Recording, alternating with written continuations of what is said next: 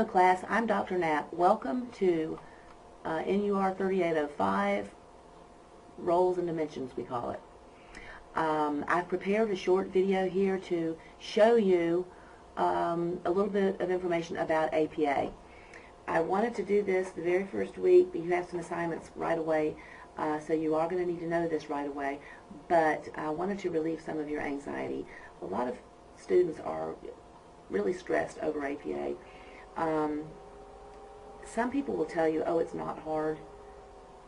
They're lying. It's hard. It is hard. But I'm trying to streamline it, and I'm going to show you what it is that I expect and what is expected in this program. Because you can't possibly learn everything in APA. I've been using this format for years, and I still don't know it all. And besides, just when you think you do know it all, they get a new edition out. So that takes care of that. Anyway, this is what we're going to talk about. APA stands for the American Psychological Association, as you can see right here. That's what it stands for. Why use APA or any formatting? Well, it facilitates uniformity. APA is when a paper is in APA format, there are certain expectations that are met, and if you consistently use that same format, it makes the flow when you're reading, especially going from one paper to another, it makes it much easier. It facilitates uniformity, in other words. It also promotes nursing as a science. All of the sciences, medicine, pharmacology, psychology, and not just the health sciences, but all the sciences are using some type of format.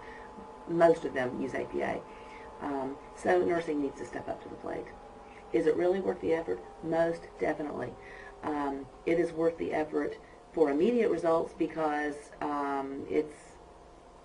this is an introductory course, and although the large part of this course is learning about roles and dimensions, it's also a vehicle to teach you APA. And so we do spend quite a bit of time on that.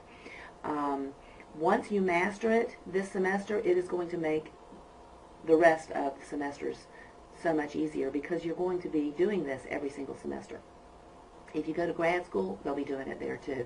If you don't go to grad school and you read research papers, you'll see it. So you do need to know it.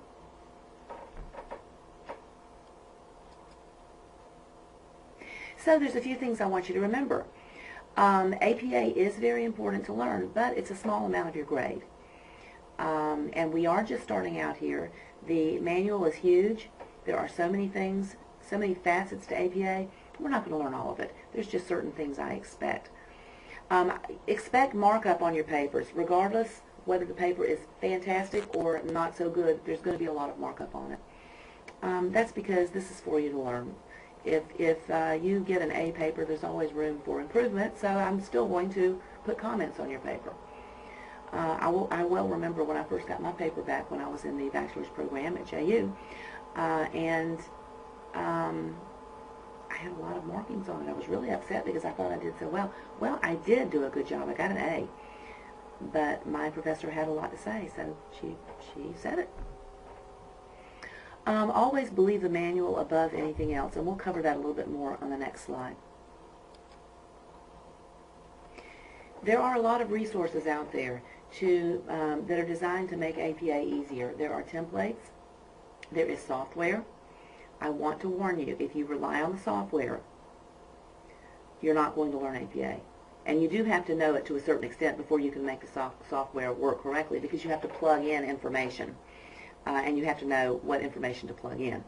So I do not recommend that you use the software. Some of them are not accurate. Most of them are okay, but not necessarily. So do not rely on the software. That being said, there are some websites out there that are really good. I've given you two right here that we'll look at in a minute. They are in compliance with APA. I do want to say, if there is a discrepancy between any resources you use, including these, and the APA manual, the manual wins. But we probably won't get into that much detail as far as these two websites go. Now, the software I really can't say because I don't I mean, there's so many different ones out there. Some of them could really be poor quality. But let's look at these websites, and I can pull them up right here. This is the APA style quick study, and we're just going to scroll down a little bit. It tells you a little bit about the introduction, the documentation, the page format, the text rules. Sorry about that. It goes into a little more detail about each one of these topics. Gives you some examples. There's references. Text citations. Your page format. This is a very helpful tool. Another one is also DocStyles, but this is specifically for college papers.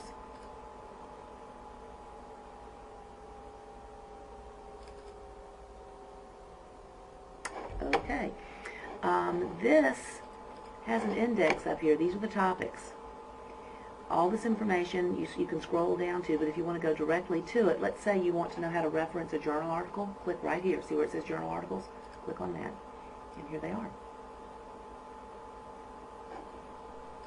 Or scrolling back up to the top, if you wanted to know about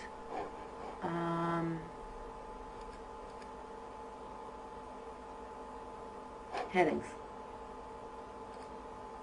This shows you your headings. So I think you'll find this useful. There are some other ones out there. There's one from Purdue University, P-U-R-D-U-E. It's called Purdue OWL. That is really good too. I should probably add that. The next slide is I call it the basic nuts and bolts of APA. It is a research. These papers are written in a research format, and they include a title page. Research papers have abstracts, but because ours are not as long as your standard research papers, I do not require an abstract, so you will not need to be doing that. There's an introduction, then there's methods, results, discussion, and conclusion as a part of the body. Then you have references, and if you want, you can add appendices. Let's talk a little bit about these headings now. You're going to have a title up at the top of the paper, which I'll show you a sample in a minute. You're not going to have a title that says introduction. You just go right into your introduction. Then you have headings, method, results, and discussion, and conclusion. What I want in the method is how did you get the information? Did you go to the library? Did you look at an online database like CINAHL or Medline or PubMed? Did you interview people? Are you using your own experiences? Did you collect data in a hospital? Did you look at newspapers? What did you do? What were your search words? What search words did you use? Did you use Google or Google Scholar? Then put that in too.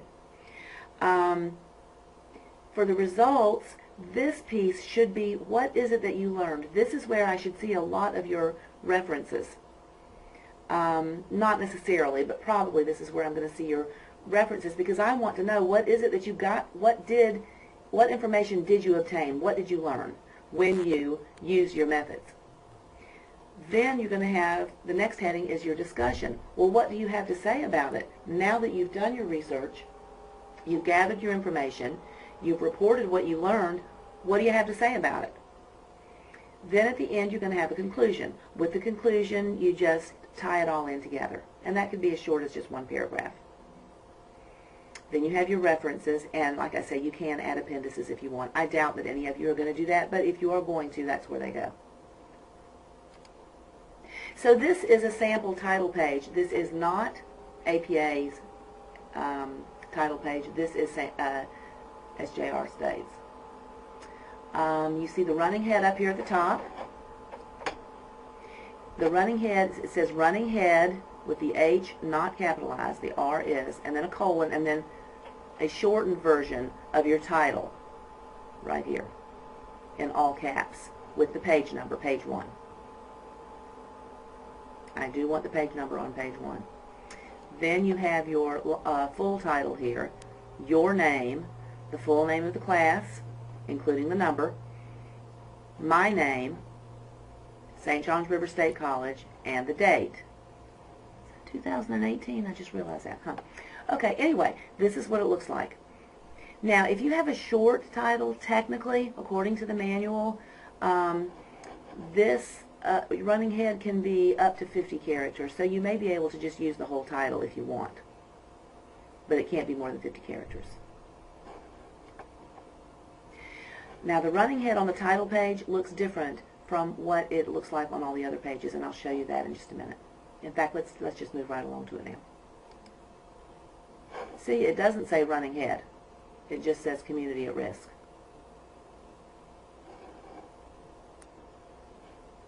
And this should be page 2, not page 1. Sorry about that. So, you have your title here. It is not bolded,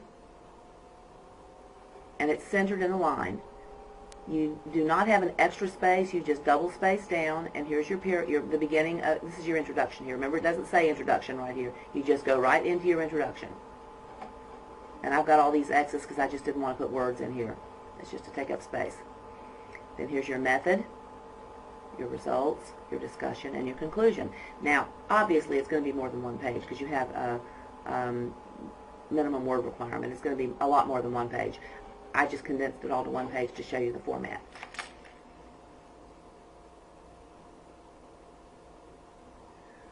So the next one are the references. I apologize, this running head should just say community at risk. I missed that. It should not say running head. But this is what your references should look like. References is centered, not bolded.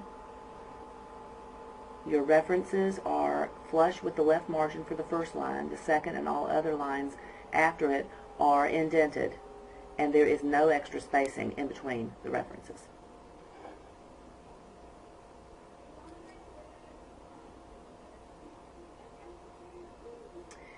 This is what your citations within the paper will say. There's several ways to do it, but this is the most commonly used. Let's say that Hacker, the book Hacker says paragraphs must be indented. Okay, paragraphs must, and this is paraphrase. This is not a quote.